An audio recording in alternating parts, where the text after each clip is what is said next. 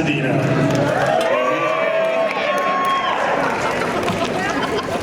Oh, you sit over here, yeah. I'm sorry, I bought something for my kids. I gotta move it. What is it? Good dad. Matching baby scorpion necklaces, and one says best and the other says friend. Good dad. That's something every 3-year-old should have. Hi, I'm John Murdy. I'm creative director, executive producer of Hell-O-Ween Horror Nights. I'm Chris Williams, production designer, art director of Hell-O-Ween Horror Nights. Thank you for coming today. Thank you for a great 2017. Thank you for all your guys' support. Thank you for you today. We appreciate it. We have a great 2018 coming up, as you guys will see today. And speaking of 2018, some of you guys might know we recently made an announcement. You aware of what I'm talking about? If you are not aware, take a look at your screens.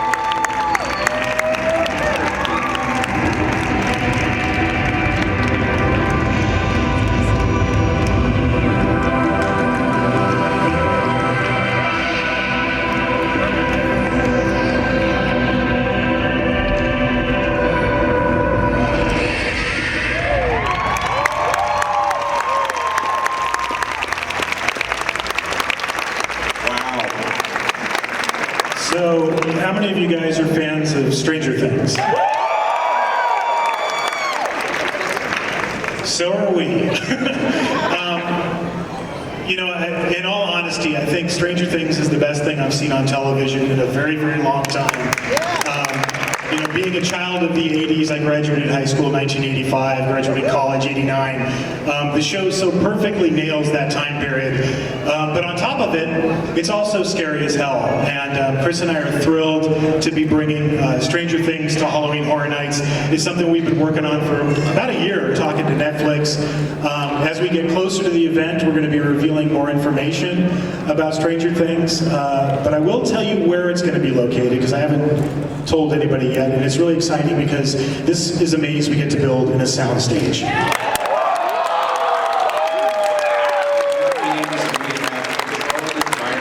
We've got complete control of every situation.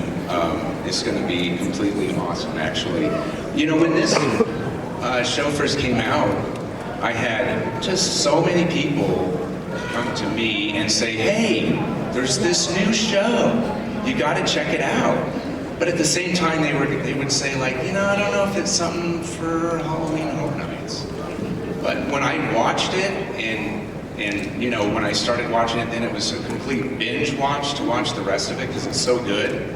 I thought, yes, this should be part of our event. And so you see what's happened now.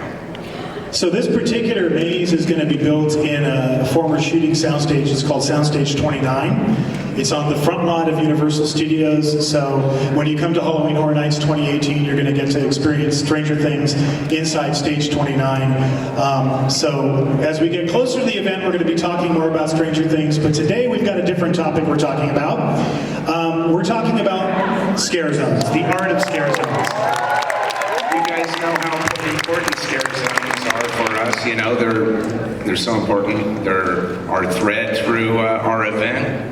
They're like this diversity of characters that we have that you guys have seen.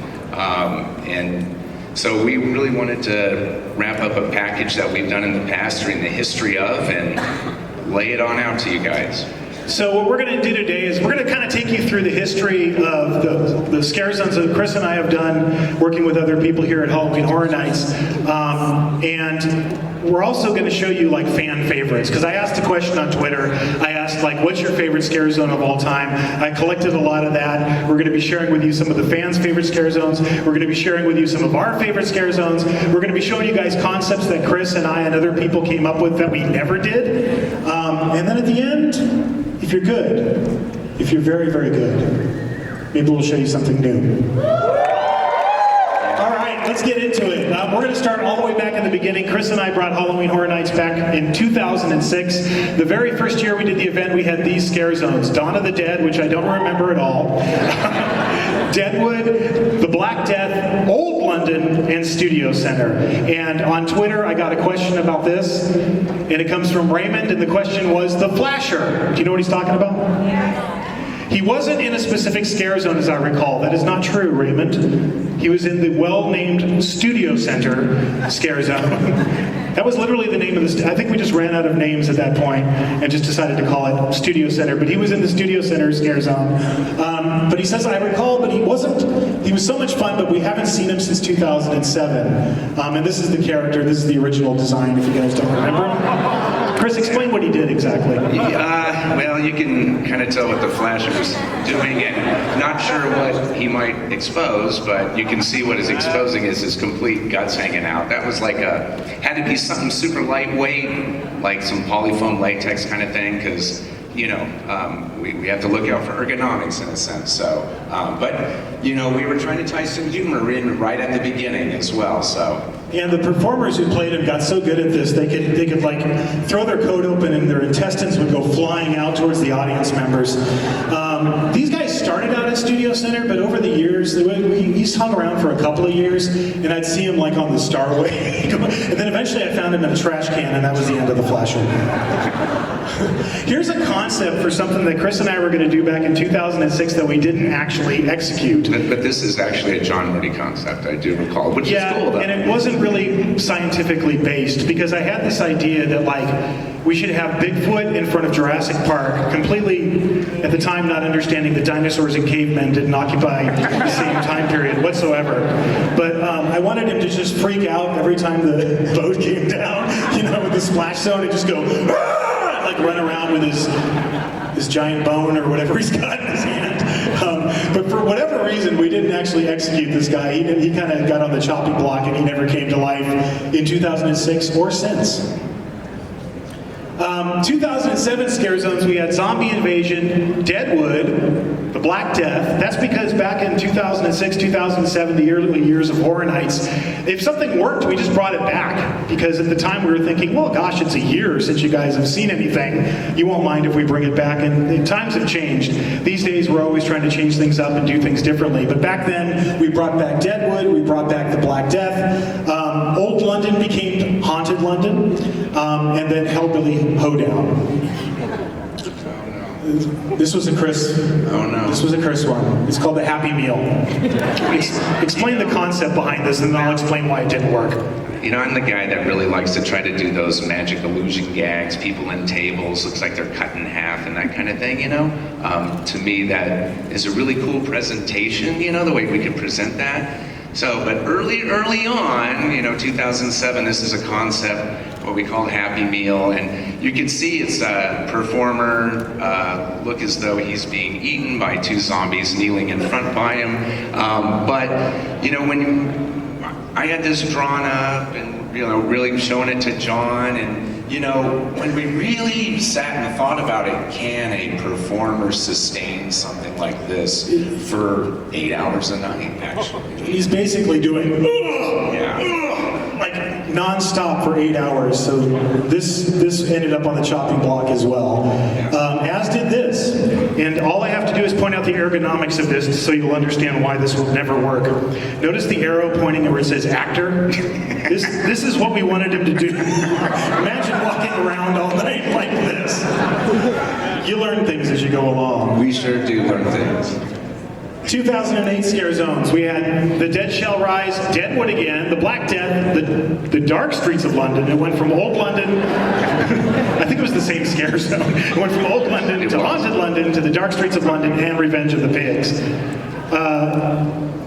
Deadwood was on our Western Street, and we had a lot of different characters that we developed for this particular Scare Zone. This guy is called the Snake Oil Salesman. This was one of my personal favorites. He was called the Over-Enthusiastic Barber. And I think the whole reason we had this character is because we realized we owned a barber chair. We were like, hey, we have a barber chair. We could do something with this. 2009 Scare Zones, Welcome to Hell. And to me, this is really the year that the Scare Zones really started to take off. This is where we really were hitting our stride in here, yes, and really.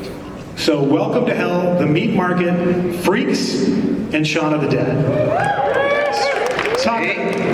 Talk a second about Freaks. This is actually one of my all-time favorite Scare Zones. It was inspired by the black and white movie Freaks, which I'm sure a lot of you guys know. In Freak shows, there was always a character called the Geek. And the Geek's job was he was a guy, and his job was to bite the head off a chicken. So Chris and I reversed it. A cannibal. Yeah, and we made it a chicken that bites the head off of people. This was the sculpt for his particular mask back in 2009. So back then it was, these masks were produced by Larry Bones and Boneyard Effects. And these were all like foam latex masks, all custom sculpted. And if you guys know the process of foam latex, it's like baking a cake. So baking quite a few cakes those years. One of my favorites from the Freak Scare Zone was also this one we called Female Freak, or the Three-Headed Freak. That's the sculpt for that one. Freaks was a really popular Scare Zone. We did it a number of different years. But there's another Scare Zone from 2009 that the fans weighed in on. This is John Autopsy. He said, Welcome to Hell. The flame effects, industrial setting, brutal soundtrack. It was awesome to walk into the event and a strong start to the night. And it actually started out with this character. His name was the Street Preacher. And he was supposed to be like this crazy homeless guy that was just warning you about the end of the world. This is how it translated in the park. And then the centerpiece of this Scare Zone was one of the first times we did a still walker. It was the Still Walking Devil, still one of my favorite characters. Absolutely, one of mine as well. And this will show you a little bit of the process. So Chris mentioned, when you design a character, this is an illustration, obviously. This is done by Lucas, right? Yeah, Lucas Coleshaw. I think he's... Lucas in the crowd tonight? I think he is. Anyway? There we go, Lucas Coleshaw. Stand up. Lucas, stand up and take a bow. One of the things we're going to do tonight, or today, is, we definitely want to give credit to the people who've worked alongside us year after year on Horror Nights. Lucas has been our go-to artist for all of our character designs for how many years? All the ones that you've seen so far, so that's even... 12? Yeah, 12, and Lucas? More, and more. I think every illustration that you will see is... It's going to be a Lucas Coleshaw illustration. After you have the illustration, you have to sculpt it. This is what the sculpt done by Boneyard Effects looked like for the Still Walking Devil. This had to be done in multiple pieces because he also had a chest piece. But when you put it all together and you put it on the street, it looks like this. And still one of my all-time favorite characters. Then there's this. Zombie Scarface. The theory behind this, and I have to be careful how I word this. You guys know the end of Scarface? Yeah. Remember Tony when he's like getting ready, he's up in the top and they're about to blow him away. Well, he got shot and he fell off the balcony and landed in the pool. But in our world, he just got up and kept going because he's like the ever-ready bunny, He's got so much going on inside him, he doesn't even know he's riddled with bullets. So this guy was originally signed to Studio Tour, but just like the Flasher, he just seemed to roam around the park. At one point I remember in 2009, heading down to Terror Tram, and somehow he got a hold of the microphone. And he was like, where the people greet you when you get on the tram. And he was like, cockroach, he's just yelling at people. But he was around Horror Nights for a number of years, and he was one of my faves. And let's talk about Shaun of the Dead. Chris, can you describe how we did the Shaun and Zombie Ed characters? So what we tried to present to you guys out for Shaun of the Dead, which, it seems like it makes a whole lot of sense to be able to produce that on Baker Street. Yeah, it's already got the English setting. Absolutely. And how we did it is, we had... Sean with a leash, but then we had Ed as well. That was it was more like a pet leash type Yeah, thing. it's We like didn't want at to the tie end it of the around movie, his he's a neck. zombie, and we figured, well, he might take him out for a walk. Yeah. So we didn't want to like actually tie it around his neck. So we made it more like a pet leash. Like a So it's baby more leash. like a harness. Yeah. And occasionally he would break loose and start running through the crowd, and Sean had to go wrangle him and get him back on his tether. This is a concept that we did for Shaun of the Dead that we didn't execute, but we actually mocked it up. Do you remember this, the headshot zombie? Up in the Strand Hotel? Yeah. Above the bathrooms on Baker Street. If you look at the full body drawing, you see that he's got a water pack on his back, and he's got a tiny little hose that went up through his mask to his head, and he had like pressurized like a Hudson sprayer. So we also had a guy on the balcony, Yes. with a gun shooting Yes. blanks, Shotgun, yes. and he would shoot at the zombie, and then a big stream of liquid would spew out of his head. And it was super cool, but it just goes to show, sometimes when you design something, you don't know all the different things that are come into play that might end up killing an idea, and this is a good example of that. Because it was a blanks shoot a wad. They shoot like this little piece of, I guess, paper that comes out of the end of the gun, and we just couldn't figure out how to get it so that it wasn't shooting out over the crowd. So sadly, this meant the chalk and block, and we didn't end up executing it. 2010 scare zones. We have nightmares, clowns, freaks, lunatics, pigs. Do you see a theme here? And La Llorona. Question from Twitter. Clowns was hands down my favorite scare zone. This is from Fabi. Would love to see those twisted clowns make a comeback. Here's a couple of the clowns from that scare zone. It was repeated a number of times. This is the Ringmaster. And this is another still walker, the next one we did after the devil. This is the still walking Harlequin. What amazed me about these performers is that they could do pirouettes on their stilts in the middle of the street, in the middle of a crowded theme park. They could dance around, this guy could jump. And it was kind of around that time when we started to really realize the power of still performers. And ever since then, we've been incorporating them into the event, both in scare zones and in mazes. Another fan favorite. It would be interesting to know about the La Llorona scare zone and how it influenced the maze. And real quick, I'll just show you, this is the design for La Llorona back in 2010. It actually started out on Western Street. It started as a scare zone. And this was La Llorona's children, which actually never made it into the maze, but they were part of the scare zone. What did you think of La Llorona as a scare zone? Initially, I wasn't really sure how it would perform, honestly, but it was such an overwhelming success. Her popularity was just, it amazed me so much that we don't do this, but we felt obligated to turn it into like a little photo op. Yeah. And that was a big surprise because we actually have a rule at Horror Nights. You've probably noticed this. If you go up to the performers and you try to ask them to take a picture, they'll always turn away or they'll move. And there's a really good reason for that. The very first year you and I did Horror Nights, opening night 2006, we went into the park and we were all excited, we're all pumped, and we're like, oh, this is our first Horror Nights together, yeah! And I'll recreate the body language here. I'm not kidding, every single character was like this. Hello! Welcome to Hell-O-Ween Horror Nights. Oh, picture? Sure, no problem. Hello! How are you? Oh, hi, little boy. Sure, let's take a picture. And everybody was doing this, and Chris and I looked at each other and we went, I was we're dead. freaking out. We are dead. This is horrible. This isn't scaring anybody. So right after that night, we instituted a rule. We've had it in place ever since. And we basically said, from now on, nobody takes pictures with anybody. And the reason was, once you ask one person to take a picture, then this line forms. And that's what happened with La Llorona. And frankly, I thought it was a horrible scare zone. I thought for that reason it was terrible. Because nobody ever got scared by La Llorona in that scare zone. They just saw a bunch of people taking pictures with her. But what it did do was inform for both Chris and myself the popularity of this character and this myth. And that inspired us to want to do the maze, which we did for 2 years. And here is something that you never saw. That's right. This is a scare zone that we designed, that we never, an entire scare zone, all the characters, and we never actually put it into place. Do you remember why? Because it was going on Western Street? Yeah, it was going to go on Western Street. We designed all the characters and then found out that the street was going to be torn down because it got turned into the Universal Plaza. So this was a concept, I think, either you or Pat or I didn't come up with this idea, somebody else came up with this idea. Mr. Quinn did. And we'll introduce him in a second. But this is called Killers, and the look of it was really cool. Here, I'll show you a few. I'll just zip through these real quick.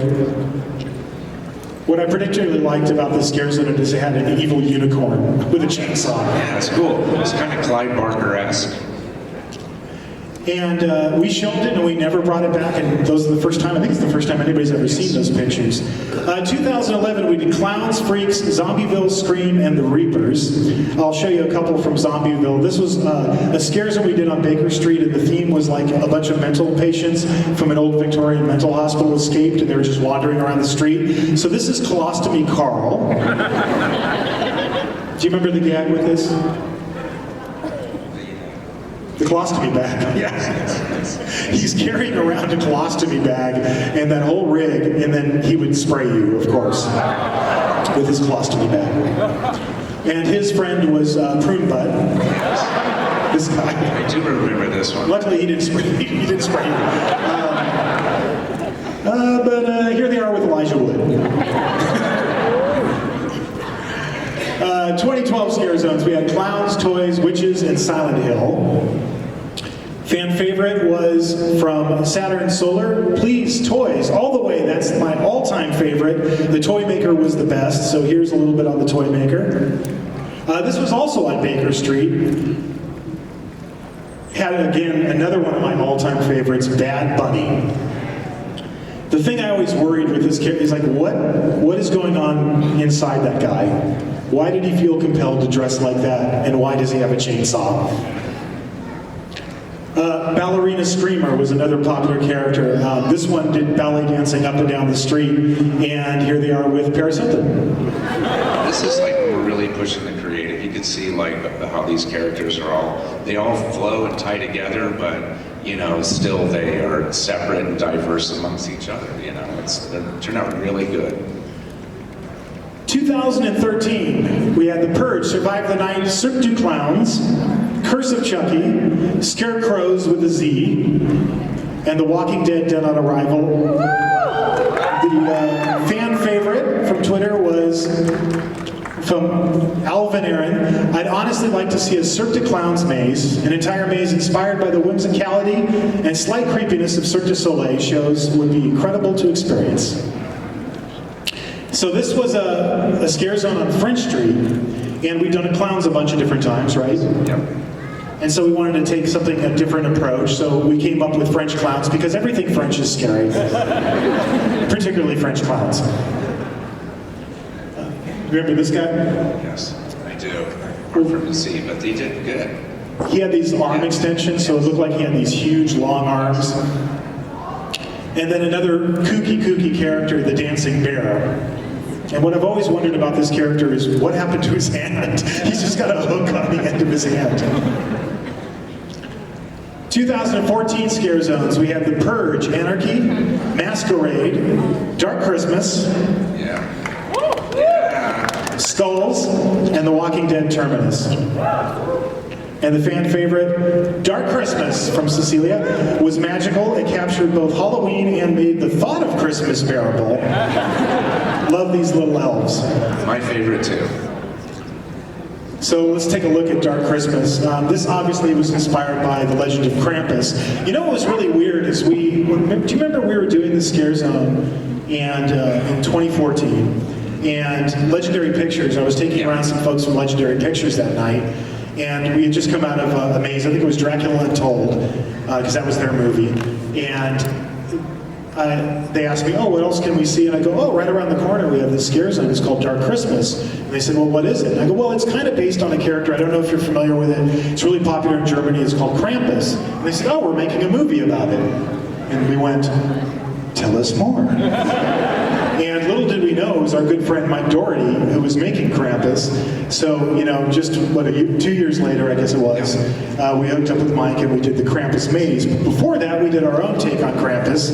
And, you know, in the story of Krampus, it's a German legend about the dark side of Christmas, the evil version of Santa Claus. And instead of, you know, good kids that get all the presents on Christmas Day, Krampus drags you off to hell and I think eats you.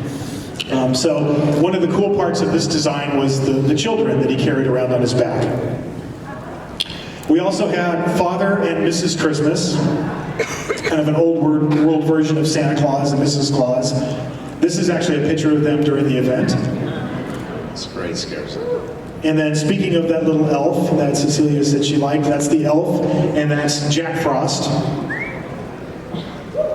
And that's the elf. What I loved about this scare zone, everything was very exaggerated. The faces, they were bigger than normal, the teeth were bigger. But we did the scare zone for 2 years, and I think still to this day, that might actually be my all-time mine favorite scare zone. A lot of great originality there. Love to bring that back sometime. 2015. Yeah. We're getting closer. Exterminators, Corpse, Dark Christmas backed by popular demand, and The Purge Anarchy. Fan favorite that year, Exterminators was my favorite. For photos, bring it back. Which was your favorite character in this zone to make? Did you have a favorite in Exterminators? Because I didn't ask you and I included a bunch of pictures, so I'm hoping one of them I picked is your favorite. I'm sure it is. All right, let's see if I can find it. First we have the sewer rats. These are the guys who had chainsaws that were at the front of the scare zone. And this is what they look like out of the event. This was my favorite. Yeah, mine too. Oh, was yours? No, Okay, I good. I did. guessed Yes. correctly. This is Maggot Mouth. This was a guy whose whole body was infested with maggots and he's just constantly vomiting them up out of his mouth. I don't know how to explain this guy. Skinned rats. He basically skinned a bunch of rats, skinned his own face, then attached the skinned bodies of the rats to his own face. What was weird is right after we opened in 2015, I noticed all these people started tweeting about, well, why do you have a character that's Donald Trump?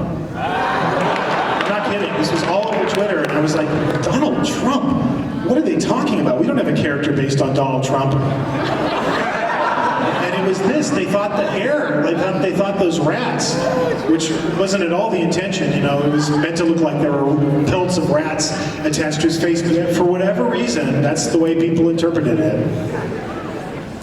And then another one of my favorites, this is the Rat Catcher. This was actually based on, if you drive down the Hollywood freeway and you get almost to where it connects up with the 60, there's Western Exterminators. Yeah. Do you know that extermination company? They have that great mascot, which is the guy with the top hat and the mallet, and he's about to crush the little rat at his feet. We thought about reversing that and making it a giant rat that kills people. And that was the inspiration for the Rat Catcher. And this is what he looked like in the park. I think he's scaring that gentleman, although he looks like he's laughing. 2016. Yes. This is the year we went totally different. We decided to make the entire park The Purge. So the Purge election year was coming out that particular year.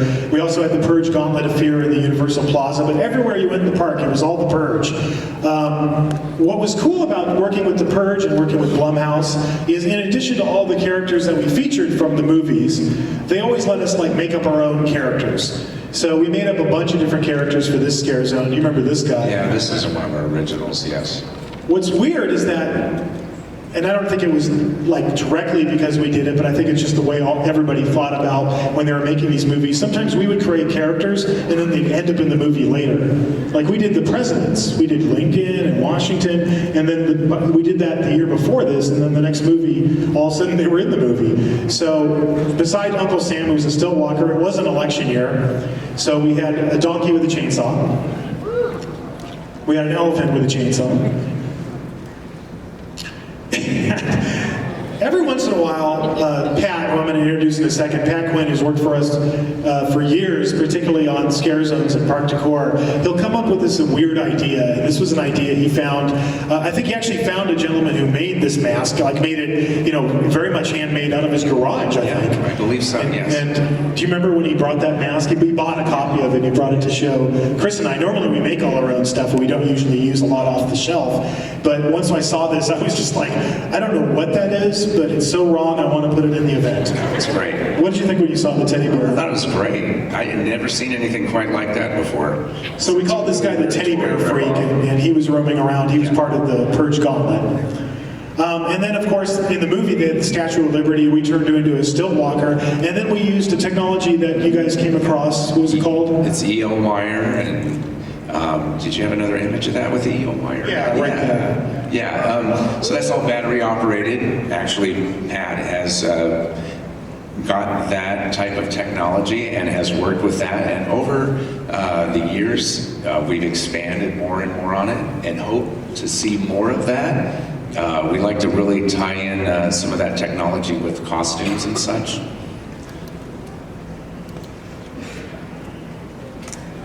And then 2017, last year. How many of you guys went to Halloween Horror Nights last year? Thank you. Very cool. Hell-O-Ween. How many of you guys dug Hell-O-Ween? Yeah. Cool. Urban Inferno and Toxic Tunnel. We're going to cut to Twitter again. Hell-O-Ween. This is from Haley. I painted those characters on my jacket. Yes. So I actually reached out to Haley and I said, you got to show me this. I want to see what this looks like. And she was kind enough. Here's the characters. This is the lineup of all the characters that we did in Hell-O-Ween. And then Haley sent me this picture of her jacket, which I had to include because I thought it was so cool. So, you know, hopefully a little bit later on we'll give you some inspiration for something else to paint on your jacket. Hell-O-Ween, really, it was kind of our return back to traditional Halloween, right? We kind of suddenly realized after doing all these scare zones year after year after year, we'd never really done a traditional, like old school Halloween scare zone, at least not since the beginning. So we wanted to try to bring back that kind of harvest festival feeling, and this was part of it. These were the Scarecrows. These were the chainsaw guys at the front of the park. They were very, very popular, as you can see. They're really trying to tie in that old folk art feeling to that old Americana kind of country-esque a little bit. They were very popular. Everybody wanted to hang out and get their picture taken with the Scarecrows. This also gave us an opportunity to bring back a couple of blasts from the past. Bad Bunny, which we did back in Toys, we brought back and made him pink. And then we brought back the evil teddy bear freak and introduced him into this scare zone as well. And he really scared Napoleon Dynamite. It's John Heder in the scare zone. And then this, of all the characters in Hell-O-Ween, this was my personal favorite. This is the Sheet Ghost. I just love the way this particular one turned out. Something about the teeth was really off-putting to me, just seeing that guy run around with teeth. And you don't have to take it from me that it was scary. It also scared Ice-T. And then also on Twitter, Mandy said, Urban Inferno. My friends and I went through it repeatedly, I think 8 times in a row before doing the mazes in the back lot last year. So much fun, great details at every turn, and the actors were incredible. Those damn hidden bush people got us every time. So this is the lineup of all the different characters we did for Urban Inferno. Pat had a kind of a really unique idea about how to do a variation on what Chris and I would call a ghillie scare. Do you know what that is, guys? You know, somebody in camouflage. If you put somebody in a camouflage suit and you put them up against decor that's the same camouflage material, they basically disappear and you can't see them coming. We've used this particular tactic a bunch of different times in the past.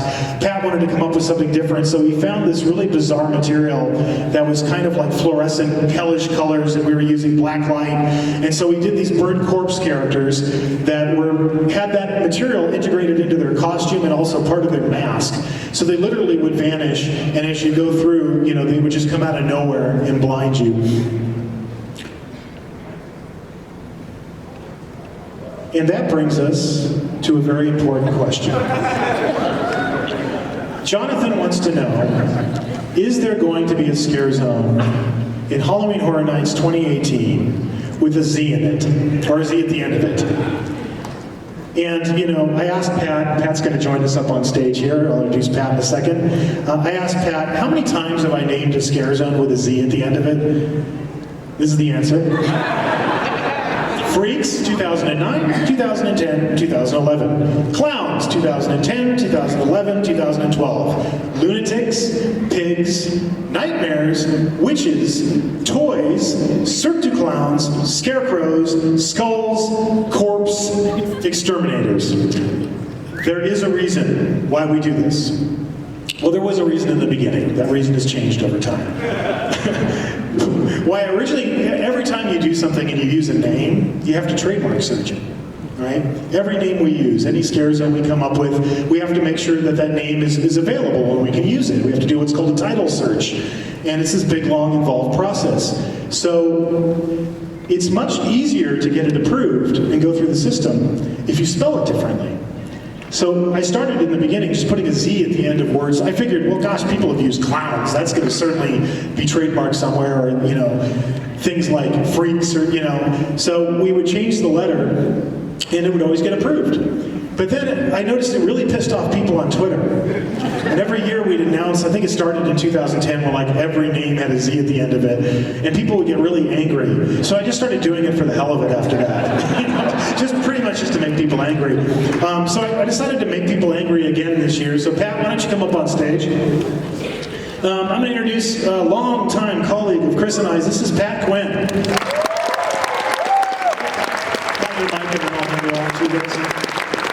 Patrick, I'm going to have Chris hand you mic so you can chat with us. And you guys sit, I'm going to stand. Because I just traveled 48 hours to get here from Ireland. I was on a bus for 4 hours. I was on a plane for 10 hours. I need to walk. First of all, Pat, I think you're the only person that I've worked with who actually has been at Universal longer than me. Yeah, When did you start? I started in 1980. I've been at Universal for 37 years. Give it up for that. That is absolutely dedication. And I believe you were Captain Apollo. I was Captain Apollo, but more importantly, I was Woody Woodpecker. So if you have old pictures from back then, you might have taken pictures of Pat. But over the years, what Chris and I really noticed about Pat working with him on Horror Nights is he just thought differently. So what we always would say, Pat thinks differently than us. So as we started to go along, you know, originally Chris and I just did everything ourselves, but we brought Pat into the fold really quickly. And I don't know, what year did you kind of start really focusing on scare zones as far as the characters and everything? Well, I was doing the math because I've actually been doing Halloween in a weird way longer than these guys, because we did Halloween a few attempts back in like the 90s that never really worked out, and I was a performer in those. And then when we brought it back in 06, we used to have a show called The Carnival of Carnage, which was a freak show, and I was like the producer of that. But once we got rid of the show, that's when I went into Scare Zone. So I think I started doing the decor in 2008, and then around 2010 started doing the design part. Oh, so the Z's are your fault. I take the fifth. So, Pat, especially in recent years, Urban Inferno, Pat's idea, Hell-O-Ween, Pat's idea, pretty much all, if you liked our scare zones in recent years, or at least since 2008, if you liked them, then you have this man to thank for that, and we want to acknowledge the years of hard work that Pat has put into this. Yeah, most of that stuff is really coming out of Pat's brain, all this diversity that we're talking about, originality. You know, that's where we get to shine. Pat has really helped us shine. We wanted to really show Pat off. You know, John and I just salt and pepper this kind of stuff. But like I said, you know, a lot of this main thoughts and such come from Pat. I used to be Pat's like direct boss, you know, and he does think differently. We used to give him certain problems to help solve because we knew what would come out at the end would be differently than what I would think about, or others in the room as well. So Pat's a huge valuable aspect to us and a big part of Halloween Horror Nights. We greatly appreciate him and what he contributes. So we wanted to drag him up here and make him explain his work, because yes. We're about to show you a scare zone from Halloween Horror Nights 2018.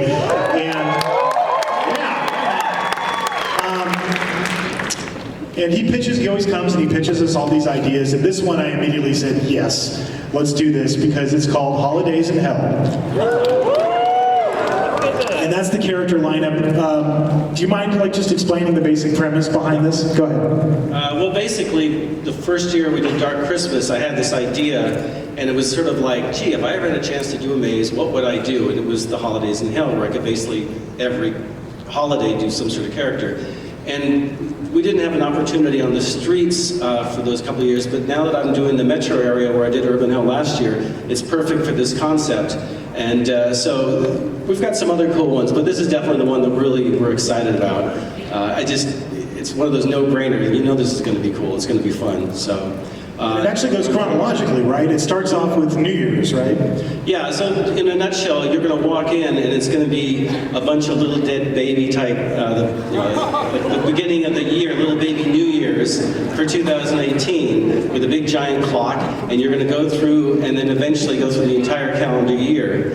And then at the end, it'll be Father Time, the old man of 2018. So we're going to take you through the characters individually. It starts off after you've gone through the baby New Year section. We come to Cupid. So, it's just like, how do you do something different? You can't do Cupid as a little tiny cherub running around, so you go the complete opposite direction. And it's, Cupid is, my inspiration was Danny DeVito in Taxi, the TV show. That's where I got this idea from. It's like, the slob and the whole 9 yards, so. Once you get that one little idea, that's when you can really run with it. And all the characters that he's victimized are all missing their hearts. Their hearts have been ripped out of their bodies. Yeah, there's going to be a lot of fun scenic, bodies impaled with all the arrows of Cupid and that sort of thing. And again, Leprechaun, there's a show that we go to. Notice my spelling, by the way. Sorry, I live in Ireland now, and there is no such thing as St. Paddy's Day. It's St. Paddy's Day with 2 D's. I'll use that. Yeah, just an important historical fact. There is this show that we go to in St. Louis called Transworld, and it's like this gigantic Halloween convention for anything you can think of. If you want to put on a haunted house, you go to this show and it's all there. Not just costumes, masks, but every fog juice you could think of, and lighting, et cetera, et cetera. And there was a lot of Leprechaun masks. So my whole thing was I took pictures of every Leprechaun mask there, some awesome ones, some not so great ones, and I said, okay, what can we do that doesn't look like these? What little twist can we do? And so hopefully this guy's going to look as cool as he does in the art, because I think this could be pretty neat too. I'm personally afraid of him. And then the Easter Bunny. Easter Bunny, and again, the idea was like we've already done the Bad Bunny, which is basically a guy in an Easter Bunny suit. Well, why don't we do the real Easter Bunny? So it's going to be as if the Easter Bunny came out of the grave. And you can't really tell in the art, but he's actually got a half-exposed rabbit skull, which would be kind of fun. I like that he has little bunny slippers, though. That's a nice touch. And again, that's one of those things where we didn't know what to do for feet, because it's not a guy in a suit. We can't give him boots or shoes. So the inspiration, what else? Bunny slippers. And then we come to Cinco de Mayo. And again, it's just sort of like, trying to do something that's cool without being, stupid about it, and a cool thing. So the ballet folklore, I think is the way it's said, is the character is the next one, the dancer, so it's going to be that sort of look. And the scenic we're going to do is going to be pretty cool. It's going to be the Lotteria cards all done. It's kind of visually kind of a return to La Llorona a bit. A little bit. 4th of July. 4th of July, again, we'd already done an Uncle Sam, so we tried to find a different twist, and we basically ripped our own gag off, so it's going to be a half-exposed human skull and then a half Uncle Sam, so that's another one I think will be pretty cool once we get to a sculpt. Then we come into Hell-O-Ween. And again, kind of taking the idea we did last year, but in this one, it's going to be as if a bucket of blood had just got dumped on this character, and the sheet is clinging to his face, and it's a skull underneath, so I think that'll look really cool. And then along with Halloween, we're doing Dia de Muertos, Day of the Dead. And this one's going to be all UV, that's why we just put the glow in just for the effect, but it'll be a hand-painted costume with masks that'll all glow, and there'll be a couple of those guys with a UV scenic. I think that'll be pretty neat. And a personal favorite. I love it. I think this is my favorite. So, what exactly happened during this particular Thanksgiving that caused such an abomination to walk the earth? The thing that's funny about this one is the way it works for when I do a character is I come up with ideas and I'll Google search images and put together sort of like a little package, and then I'll work with Lucas. We're like partners on these creations. And I'll bring him all these ideas, and he'll do a black and white sketch, and then we'll kind of like tweak it and add things. So for this one, we were having some difficulties really coming up with something that didn't look silly. It's a big turkey. I mean, the potential for silliness is high there. So I did one of those things that when I do Google searches for images, I have to be careful, because sometimes the things that I search for will take me into places I don't want to go to, and I probably shouldn't be You're doing not to alone. work. And Googling skinned turkey head is one of those. But that's how I got the image to give to Lucas, and that's how we got this guy. So like we said earlier, Pat thinks quite differently than us. I was getting ready to get on a plane when this email came through. I was at the airport and I was like, huh, I like it. And then we get into Christmas. Christmas, another elf, you know, again, we tried to find a way of making this one a little different, so instead of this your leering elf, this one is this sort of strange mask that's got these weird goofy eyes, and just again, just trying to be a little different from what we had already done. And this is another one of those departure characters that I particularly like, Mrs. Claus. Yeah, we thought, let's not do Santa. We've done Santa, everybody does Santa. Let's do Mrs. Claus. Let's represent equally and let her be in charge. So that's another one that we had a lot of fun designing and finding reference images for. I like that her weapon is a rolling pin. And we're bringing back Krampus, but different. Yeah, this is our rock and roll Krampus. It's funny, when we did Dark Christmas in 2014, and I was saying, hey guys, Krampus, and you know, I kind of knew about it, but the only reason I knew about it is I had a really cool book of old postcards I bought at Wacko in Hollywood.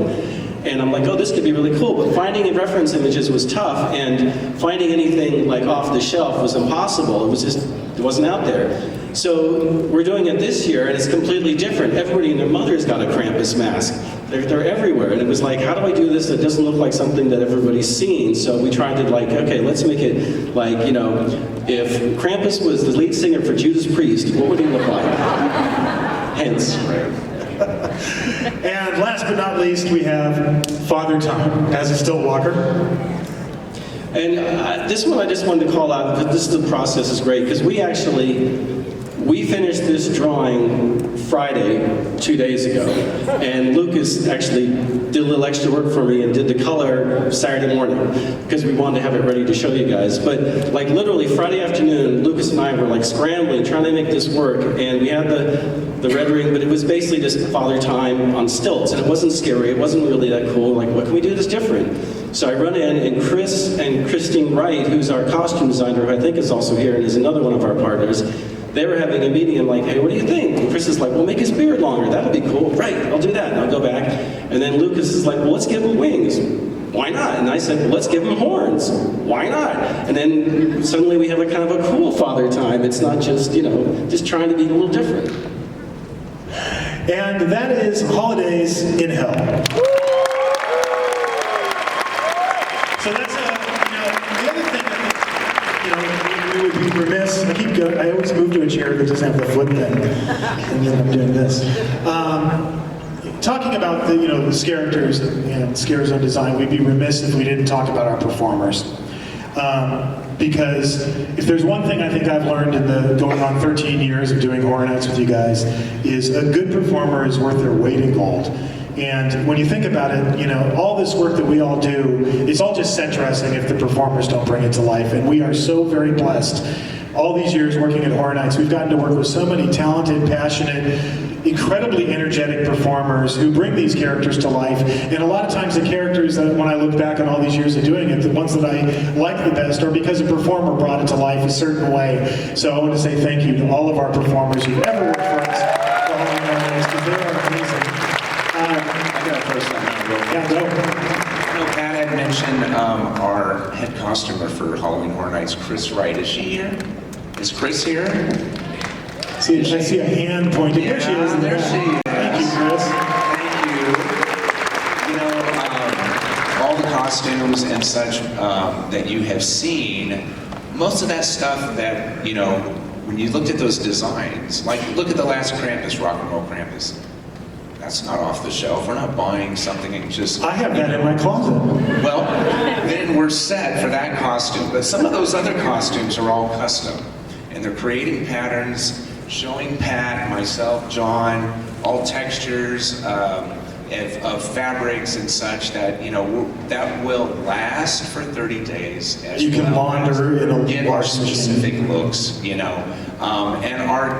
honestly, our costume team is a great team, and they work incredibly hard. There's probably 30 stitchers that are fabricating custom costumes for us, and I just want to give a big shout out to them. They are huge in what they do. They're locked away in our scare base with all these thousands of costumes and such, but they're some of our closest people that we work with to help all this come to life for all you guys, actually. So thank you, Chris and team. Absolutely. One of the things I learned, I think the first year that I did Horror Nights, and I came in and I started working with Chris and Pat and all of the people that have been on our team that long, is, if you surround yourself with really talented people and you give them the room to do what they do best, and you don't try to micromanage every single thing they do, but you let them bring their passion and their talent to the table, it makes for a much, much better event and a much, much better product. We're also really lucky that we get to work with so many talented people at Universal, not only all the people that work with us at Universal Studios Hollywood, but all of the vendors, our makeup vendor, Pat McGee Effects, who's here today, and if you get a chance, go check out Pat's stuff. He's got a lot of pieces from Horror Nights here you can check out today, but he and his entire team are so talented. Diablo Audio, who does audio, Radiance, who does lighting. It's amazing to get to work with so many talented people that bring this event to life, and they all deserve an enormous amount of credit. So thank you. Yes.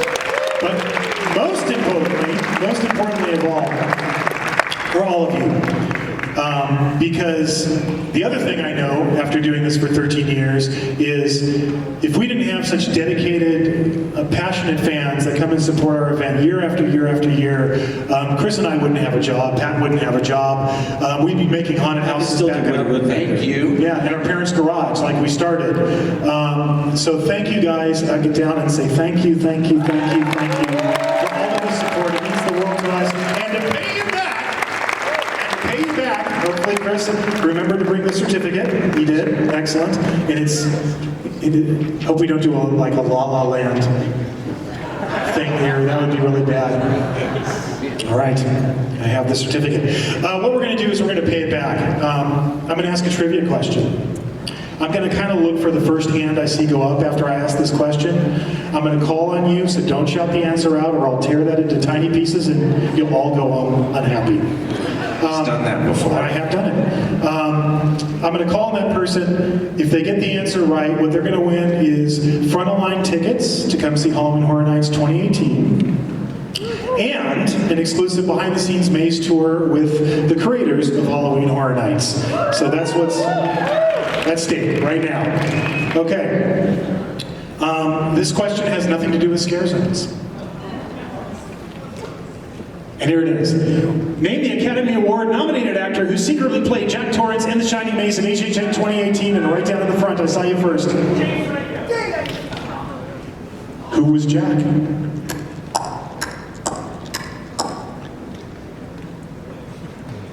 James Franco. Absolutely right. Come on up.